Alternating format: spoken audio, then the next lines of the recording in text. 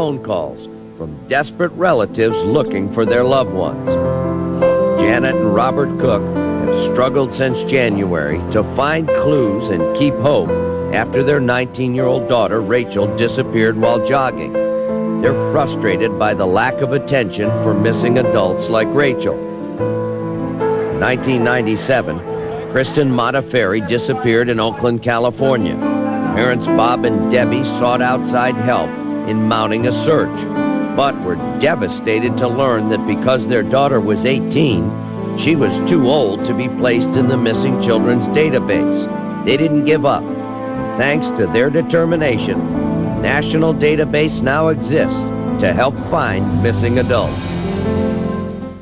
Now, that database does exist, and according to the National Crime Information Center, there are 42,199 missing adults over the age of 18. 22,000 of them are men, and 20,000 of them are women. Well, the parents here today really need our help. They're desperately searching for their missing children, who are 18 years or older. William and Christine Sanders are here with their 13-year-old daughter, Brittany. Their oldest daughters, Candy, who's 24, and Dawn, who's 18, have been missing since August 26th. I've got to thank you for being here. Will you tell me what happened? How did they go missing? On that date of August the 26th, my 18-year-old was dropped off at Blockbuster in the evening where she worked, and my 24-year-old, she went to pick her up around 12:30 that night, and they never returned home. Now, Mom, tell me, when did you start to suspect something was wrong? Well, I was the one that actually asked Candy to go and pick her up, because normally I planned on picking her up that evening.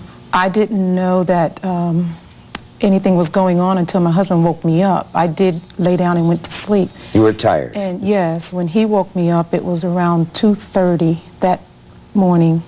And he said, Chris, the girls are not home. Something's wrong. We need to go out.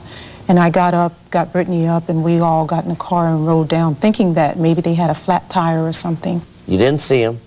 You come home, then what happened? We called the sheriff department at about 9 o'clock, and they came to the house and took a report. In the morning? Yeah. What did you think happened to the girls? When you didn't see the car broken down, they hadn't come home? I mean, this is not normal behavior for these girls, is it? No, it's not. Not at all. So what did you think?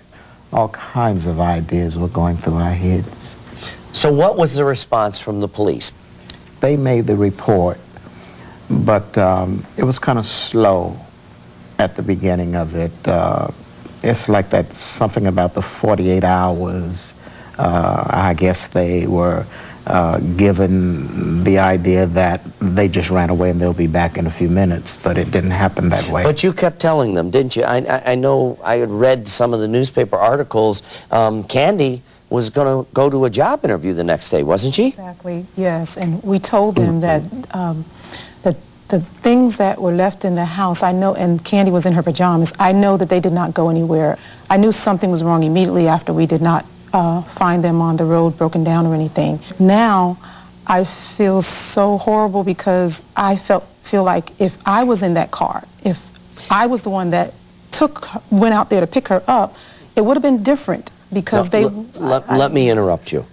I went through this. My wife was with our son when he was kidnapped. We never had the discussion. Well, I never said to her, you were with Adam when he was kidnapped. There is no blame to be put on anybody. The blame is whatever happened to your daughters, whoever took them, whatever happened to them, that's the person to blame. You should never consume yourself with guilt. You had nothing to do with that. Nothing.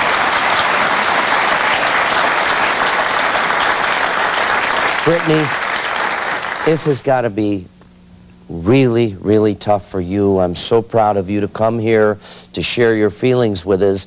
These are your big sisters. You looked up to them, didn't you? Yes. And you miss them terribly, don't you? Yes. Let's take a look at what Brittany had to say about her sisters. I think about my two sisters, Candy and Dawn, every day. I think about all of the happy times and advice they have given me. The house is really empty now, and sometimes I can't sleep at night because I miss them so much. We haven't given up hope. We know we will find you soon. If you are listening, Candy and Dawn, I love you and want you to come home. Wow, I think you summed it up, everything there, that you miss them so much, you love them, and you want them to come home. What's the latest from the police? They said that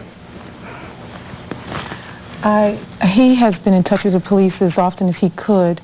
They don't get in touch with us. We don't really, I don't hear from them unless I go there, and they don't like us to come unannounced. You have every right to call those cops every day and say, what are you doing in the case of my missing daughters? Please. And if a detective won't talk to you, then ask for his boss, ask for a colonel, ask for a captain. And I'll give you one last piece of advice. The best way to get a missing child back is to do what you're doing now. Keep talking about it, show the pictures, talk to anybody that you can. Okay, I'm going to give their description right now. Now, I want to give all the information that we have about these two beautiful girls. Candy, whose given name is Candace, and Dawn, her given name is Darcel, both went missing August 26, 2002. Now, they're both about 5'6", 140 pounds, dark hair and dark eyes. They were last seen at the Blockbuster store at 7541 Garner Ferry Road in Columbia, South Carolina. They were driving a white 1999 Ford Escort with South Carolina plate 676 HKG. Please, if you have any information at all, no matter how inconsequential, it only takes one tiny little thing to break these cases wide open. So please, call the Center for Missing Adults. It's 1-800-690-FIND. Please, we need to get these girls back. Now, up next, we'll meet a mother who was told her beloved daughter had been dropped off near her home at 4:30 in the morning on February 17th, 2001. But her daughter hasn't come home, and no one seems to know what happened. Stay with us. We'll be right back.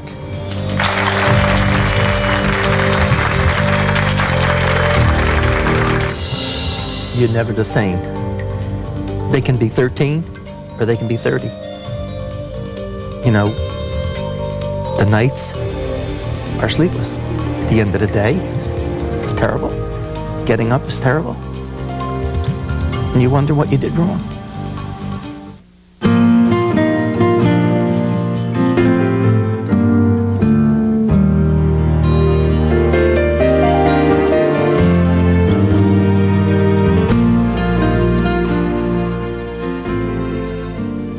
We all know that lots of kids and young adults like to stay out late, and sometimes they don't come home when they're supposed to. I have a daughter in college. I have a teenage son in high school. That's normal behavior. But the people we're talking about today didn't ever come home, and their parents are frantically searching for answers. Nancy Eklund said goodbye to her daughter, Lindsay, on Friday, February 16, 2001, and she hasn't seen her since. Nancy told us about her daughter. Please watch this.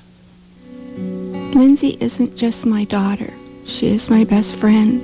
And when she disappeared 20 months ago, everything meaningful in my life went with her.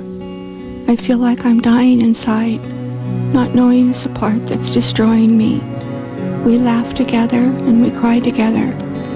I hope and pray that one day my beautiful Lindsay will come back to me. Linz, if you can hear me, Mom misses you very much. Okay? It was almost like a poem to your beautiful daughter. Tell me the circumstances. As you mentioned, you guys live together. Are you divorced or? Yes, I am. And you worked for, you and your daughter worked for the same company? Yes. Okay, what happened? She worked part-time, and she went home around noon every day. Mm-hmm. And she called me from work and said that she had an opportunity to spend the night at a girlfriend's house, right, because Friday was our regular night that we went out to dinner. We didn't even discuss it. We just have done it for years and years.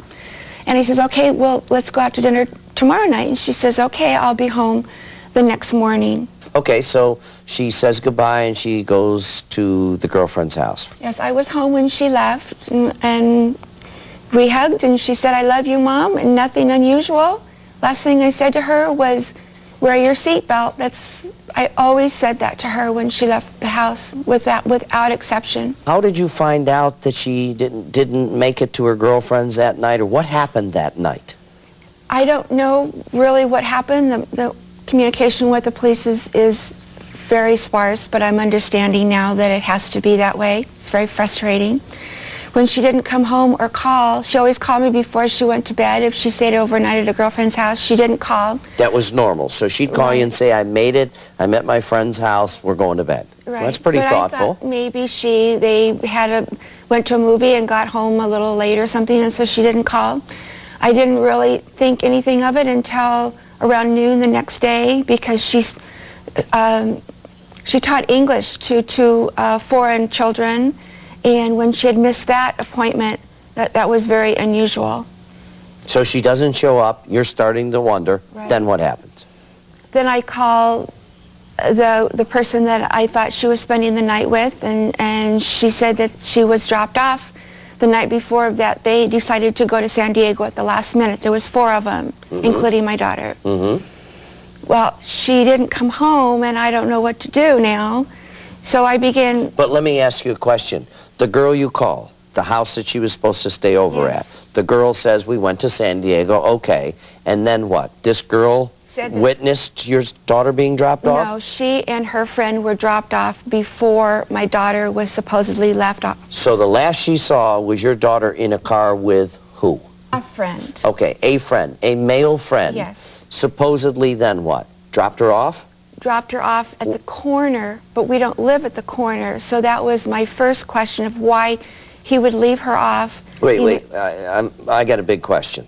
2, okay? She's 20 years old. It's okay for her to be out that late. This guy drops off 2 other people. They've been partying together, which is fine, and he doesn't bring her to the front door or drop her off. I mean, in today's society where we all know about serial killers and rapists and all the creeps that are out there, this guy says he dropped her off at the corner?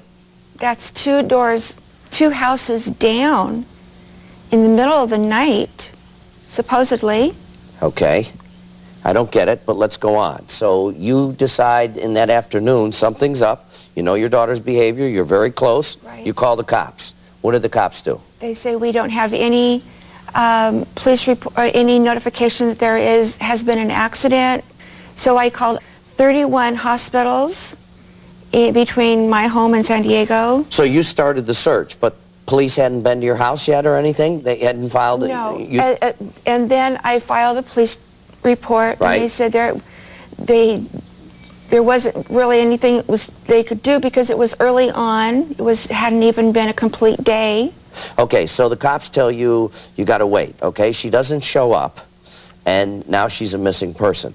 What happened after that? I continued to call all of her friends Right. to see if she had gone there Saturday morning. Nobody had heard from her. And what are the police telling you now? It's an ongoing investigation with As the FBI. they all are. Where is the young man that dropped her off? Is he still in the neighborhood, still living there? Yes. Etc. Yes. Well, that's interesting. I give you all the credit in the world, and I'll give you the same advice I give to everybody else. You have every right to call up the police. Local police, FBI, DA's office, etc. It's your daughter. She's not just another case file. She's not just another picture. She's not just another missing person. You have the right to know. I don't like the way the criminal justice system treats victims, and I hate the way that it treats parents of missing adults. So you have the right to call. Do that. Do that. Do it. Our prayers are with you. Lindsay Eklund was last seen on February 17th, 2001 in Placentia, California. She's 5'7", 112 pounds, short brown hair, hazel eyes. Now her left arm and she has hand impairment and a tracheotomy scar. Now if you have any information, please call the Center for Missing Adults. You can call this number, 1-800-690-FIND. We need that tip to bring this girl back, please. Next, a story I know well. Tony left his home after he received a page in the middle of the night. His parents are here and need to know what happened to their son. Stay with us. We'll be right back.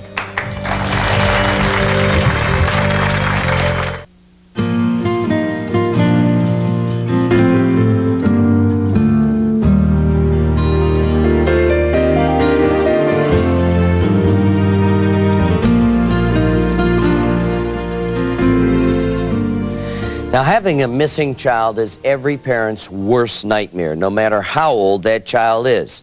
Sandy and Tony Urcioli are here with their daughter, Lisa, and their son, Tony Jr., has been missing since January 24th, 2001. Thanks for being here. Appreciate it. Know your pain. I wanted to have you guys on because I met you one time when I was out on the road. And I wanted our audience and people in the legislature know that it just doesn't happen to young women. Your son is 31 years old, right? He's an adult, and he was living with you when he went missing. Tell me a little bit about how he went missing. Tell you the truth, I was sleeping that night. Mm-hmm. So he spoke to his father. Dad, you were up. Came home 11:30 at night, and I says, Anthony, how come you're home on a Wednesday night? He says, well, the diner said they didn't need me.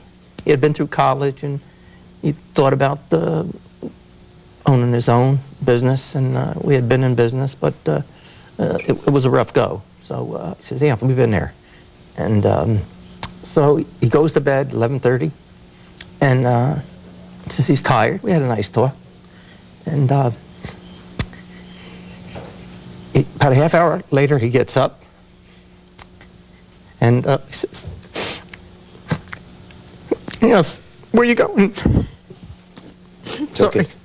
It's okay, Dad. He says, my friend called, and I'm going to go shoot pool for an hour. Because he worked at night, so that would be a normal thing for him to be out after work, to be with his friends, and he was 31 years old. This is a normal thing. So he tells you he's going to go shoot pool with his buddy. He says, Anthony, I said, you're tired. He said, Dad, I never go out. I work 7 days a week. He says, as an Italian father, well, what time are you going to be home? He says, I'll be home in an hour just to shoot a game of pool, and I'll be back. So I said, okay. And he's the type of kid, it was his mother's birthday the day after, and he never spent the night away from home. And he said, I'll be home in an hour, Dad. I says, okay. I get up in the morning. Actually, Sandy got up first. And she says, Anthony's not home. Now this is 6:30. I immediately call the diner. I call whoever I can call. I call the cops. And what they tell me is, listen, he's an adult. I says, listen, you don't know my son. Right. And they discounted it.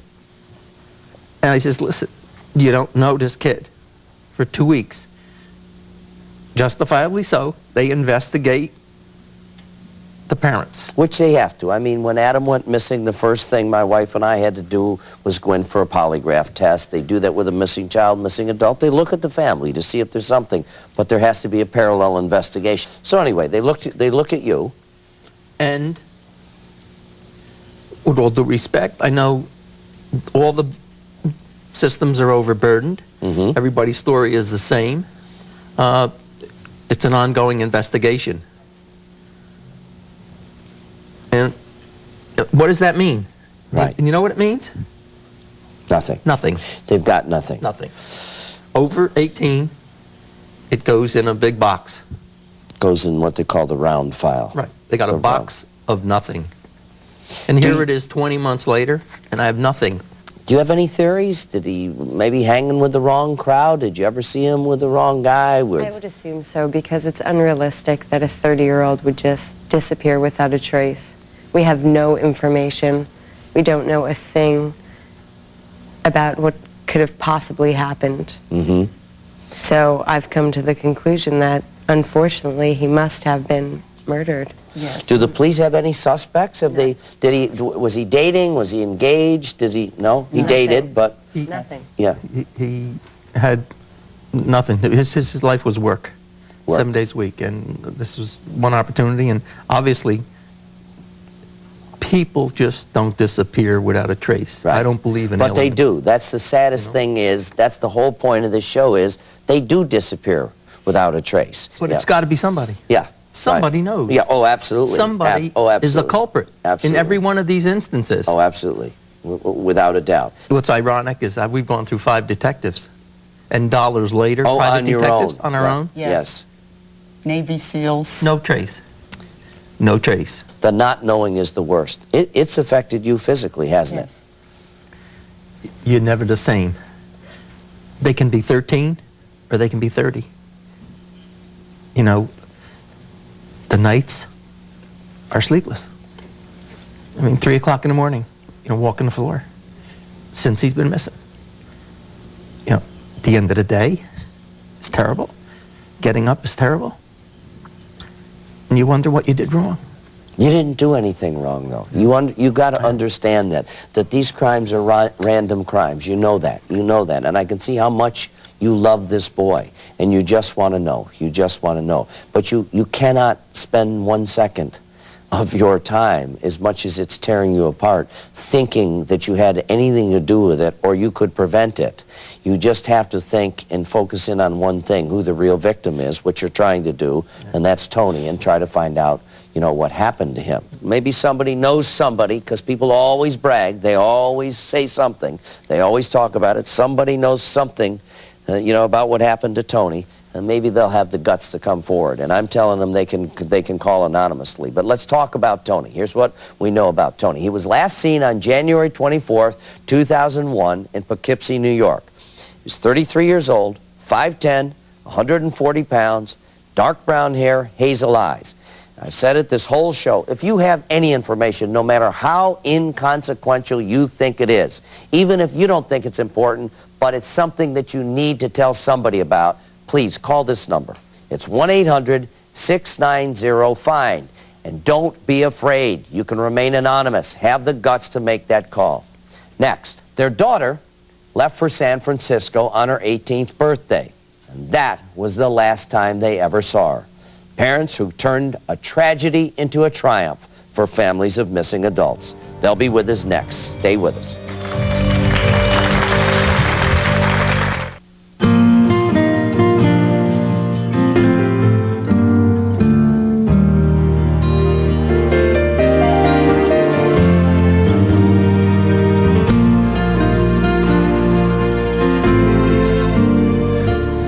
More than 200,000 men and women over the age of 18 are reported missing each year. Their cases don't get the exposure or the financial support that are needed. Now, Bob and Debbie Montefiore have been searching for their daughter, Kristin, since June of 1997, when she disappeared from the San Francisco area. Tell us a little bit, if you can condense it down, what happened that day. Well, Kristin actually was away. She was a North Carolina State University student. She had completed her freshman year. She was there on a full academic scholarship, and she was encouraged by her professors, along with the other scholarship students, to do a summer adventure. And her adventure was to go to San Francisco, study photography, which she had always wanted to do. It went along with her major in the design school there, which was industrial design, and she was looking forward to it. When did you find out that something was wrong or that she was missing? We found out she went missing on a Monday, and we didn't find out that something was wrong until Thursday. Why so long? Why 3 days? Because the people she was living with felt that, that maybe she went to visit a friend. They had met one of her other North Carolina friends that was there in that area, and they felt that she was with this other young woman. And they finally did call her, and the young woman said, well, let's wait until Wednesday evening because we have a dance class together. And when she didn't show up for the dance class, they filed a missing persons report with the police. And then still didn't call us because we're on East Coast time, and they just didn't call us. Well, Thursday morning I get a call from friends of Kristin in North Carolina who had were planning to go out to San Francisco to visit Kristin, and they said, we've been trying to call Kristin, have not gotten an answer, and she's not returned our calls, and I knew immediately that there was something wrong. You jumped on a plane and went out there, didn't you? Right. As soon as we could get flight arrangements, we were on a plane and we were flying to California with really not a lot of idea what we were going to do except anything we could think of to find our daughter. And left 3 other daughters at home on their own. And what did the cops say to you out there? The investigators involved had gone home for the weekend. So we found, we managed to connect up with a private investigator. We spent the weekend working with the private investigator, but we weren't able to meet with the police until the following Monday.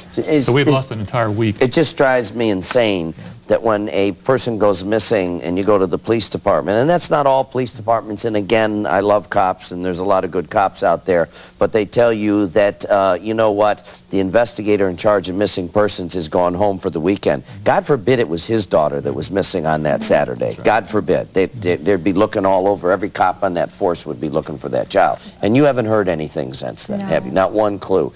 But I know that you did something very, very commendable, much like my wife and I did. After Adam was missing and the FBI wouldn't get involved and law enforcement had the 24-hour wait, we were frustrated and angry. You started battling to change things for adults, for missing adults. Well, we found out very quickly that there are very few organizations that will help missing adults. And when I called the National Center, the first question they asked me was, how old is Kristin? And I said, she just turned 18. Right. And the answer was, I'm sorry, we can't help you.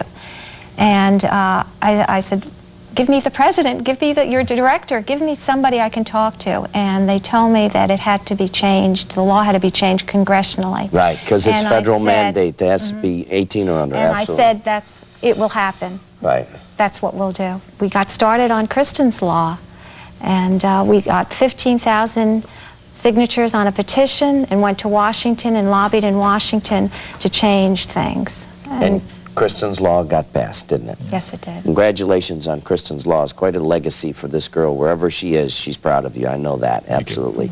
Okay, now, Kristin Modafferi was last seen on June 23rd, 1997 in San Francisco. She's 5'8", 140 pounds, brown eyes, shoulder-length dark hair, and distinct dimples.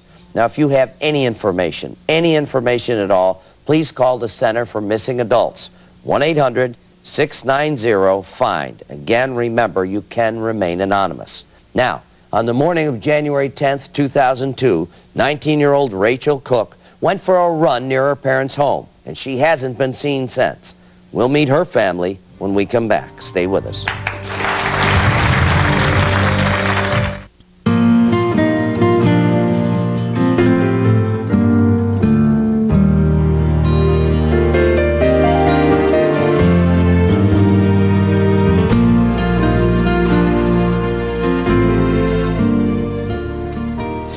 Now, we're talking to parents whose children are missing, but unlike most of the high-profile cases in the media today, their children are over 18, adults who vanished without a trace. 19-year-old Rachel Cook attended college in San Diego, but she came home on a vacation to Georgetown, Texas over Christmas break. Last year, one morning, she went for a jog, and she never came back. Rachel disappeared exactly 9 months ago today. Her parents, Janet and Robert, are here with their other daughter, Joanne. Appreciate you being here. Tell us a little bit about Rachel's disappearance, the day that it happened. Well, the day it happened, I came home from school and her daddy had beat me home and she wasn't home. Her purse, her cell phone, all of her clothes were still there, but no Rachel. The only thing missing were her jogging clothes. And she jogged daily. So we thought maybe she was still out on a jog or something, but she wasn't. She wasn't. Now, you come home from work, Dad? Right. In 5, 6 o'clock? No Rachel, right? Right. And, go ahead. It was kind of curious because I was taking the following day off to be with her. It was her last full day before she flew back to California, and we were going to go shopping and go to eat at a vegetarian restaurant because Rachel was a vegetarian. And it was strange because she always called me during the day. She'd think up some reason to call me during the day at work, and that day she didn't call. So you get home that night, you realize something's up? Were you worried? Nervous? Yes, we were extremely worried, and we started calling some of her friends. She was supposed to go out with one of her friends. We called her. She had not heard from Rachel. And then Janet called a restaurant in town where Rachel sometimes filled in for pocket money, and they said that Rachel had worked that night and had just gotten off. And so we thought, okay, well, maybe she caught a ride with a friend or somebody at the restaurant and she'd be home. But that never happened. When did you call the police? We waited till the following day because of that tip from the restaurant, but Janet ended up calling the restaurant the next day, and it found out it was a different Rachel that worked that night. Wasn't even your daughter? No. So all night long, this time is going by, crucial time, Yes. You're thinking your daughter subbed or worked at this restaurant that she did periodically, wasn't even your daughter. Right. So now you call the cops, they come to the house, right? No. We went in, and a sergeant came out, filled out a little... You went to the police department? Yeah, we went to the sheriff's department. He filled out, well, he didn't fill out a form. He scratched some things on the back of a piece of paper. He said an investigator would contact us. We thought that was 2 o'clock in the afternoon. We thought it would be that day. They never called. What kind of a sheriff's department is that? One that needs to be prompted. Prompted is a nice word, I know. Okay. So what happens the next day? Now you got to be absolutely at your wits' ends. When I found out that Rachel had not been working at Wildfire, we immediately knew something was terribly, terribly wrong. Rachel was not one to go out without letting us know. What do you think? Well, it's just really hard because she was my best friend, and there's no one like her. I mean, we got along, like, really well, and we would do things together that it's just not the same. Think about her a lot? All the time. Pray for her. What's the latest? What do the police say? Well, they're back to looking for a white sports car, a suspicious car with 2 guys in it that were seen in the neighborhood that day, and even I found out the day before. So it could be the case that somebody had been watching Rachel. As we said, she ran approximately the same time every day, same route. Well, our prayers are with you. Our prayers are with you because you're doing like the other parents here. You're focusing on the most important thing, who the real victim is. You're here and you're trying to do the best you can for Rachel. And so are you. We're proud of you. I know you're trying real hard and to keep yourself together. So let's go through the facts about Rachel. Rachel Cook, now 20 years old. She's been missing since January 10th, 2002 at 11 a.m. She's 5'2", about 120 pounds. Blonde hair with auburn streaks. She's got hazel eyes, multiple piercings on her ears, and she has a navel piercing. She has tattoos, 2 heart-shaped cherries on her left shoulder, and a black star on her left foot. Now, if you have any information, and again I say any information, please call the Center for Missing Adults. That's 1-800-690-FIND. And remember, you can remain anonymous. Next, what people can do if an adult in their lives is missing. It's information you won't want to miss. Stay with us.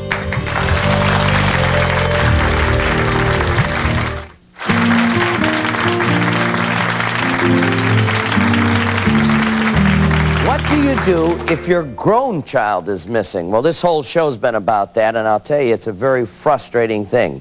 Kim Pasqualini is the founder and the president of the nation's Missing Children Organization and Center for Missing Adults. Thanks for being here. Now, before you tell us about your organization, when you were younger, you had a close call with one of these creeps, didn't you? I did. I was 8. I lived in a very rural area of Northern California and was dropped off by a school bus, and a man had approached me and told me to come to his vehicle. In those days, we weren't told don't approach strangers, and I did, and he tried to pull me into his vehicle by knife point. I survived that, but it's haunted me all of these years that there are unsolved disappearances of children that have never been never been solved. You're surely one of the lucky ones that you got away from him, even though he had a knife, and we're glad you're here. But tell us a little bit about your center, because this has been a problem for all these years. It's still a problem, and you, because of Kristin's law, you finally got some federal money to start working on missing adults. Tell us a little bit about the center. We started off as a missing child agency in '94, and very quickly in '95 we expanded our charter. Now, you're very familiar with the National Center for Missing and Exploited Children. They have offered their guidance over the years to us, so we've really modeled ourselves after them. With Bob and Deborah Modafferi coming forward and really sharing their story nationwide, it has passed a law that has now granted our agency $1.575 million.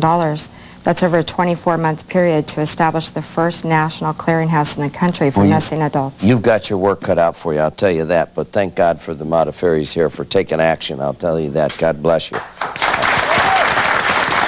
Okay. Quickly, what happens if you have a missing adult? Sadly enough, this is typical. You know, it's contacting law enforcement. You did all of that. You have to work cooperatively with law enforcement.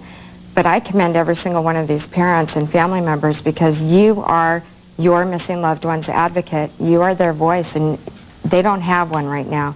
So that's what you have to do. And I know you repeatedly tell families that. Go out, yell, scream, get the attention that you need. We're trying as a center to address this with providing training to law enforcement and really getting out there and becoming proactive. But you are the advocates that need to be commended. Absolutely. Thank you that you're there. Okay, who's got a question up here? Hi. My question was directed at the first family who lost 2 daughters. I was wondering if you guys, the police, have given you any leads, or are there any suspects? Has anyone seen the 2 girls at the video store talk with anyone suspicious or leave with anyone? Well, the manager that was on that night was contacted. She said that she saw Dawn get in the car with Candy, and Candy sat in the car like she normally does, and she was in her pajamas, so she would not, her intention was not to get out of the car.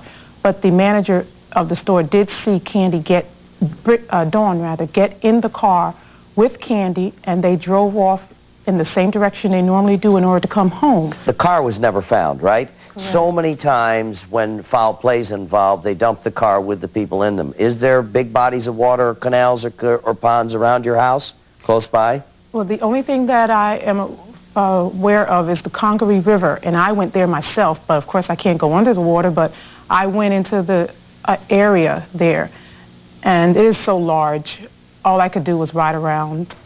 They did not scan or comb the rivers yet. Prayers are with you. This is for Rachel's parents. If she lived in California, she must have come home often if she ran in a normal area and her clothes was missing from where it normally was. Was she home that often that she was able to substitute at a restaurant that she'd worked at before she went to college?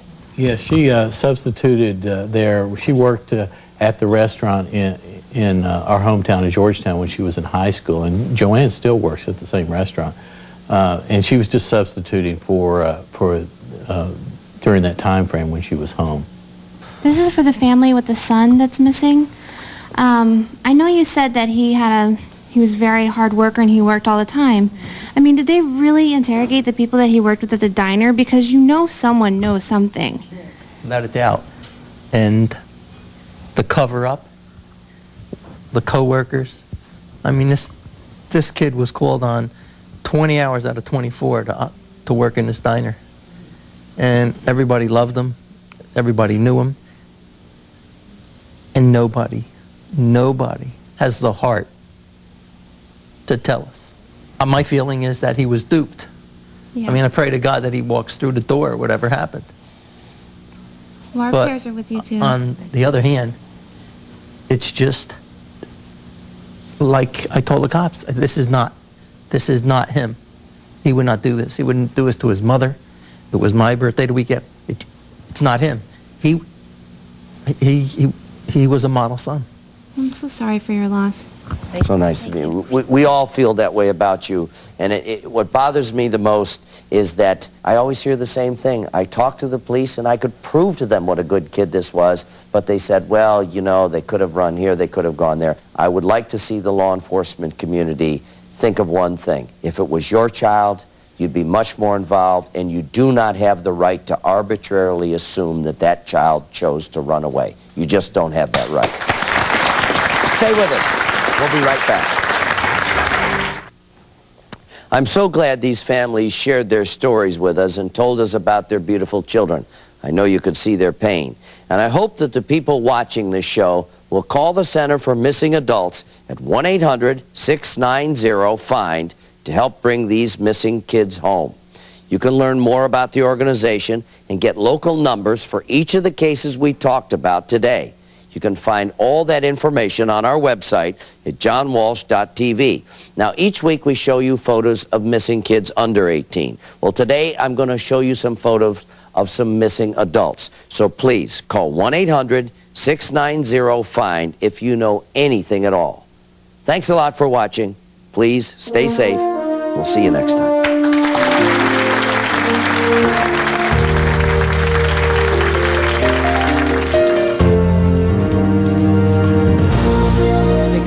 On the next all-new Caroline Ray Show, Caroline chats with actress Vanessa L. Williams. Currently in Broadway's Into the Woods. Then at 4, don't miss a full hour of Pyramid, the Valley's favorite game show. And coming up at 5, see why more Arizonans watch 12 News than any other local news. 12 stands for local news.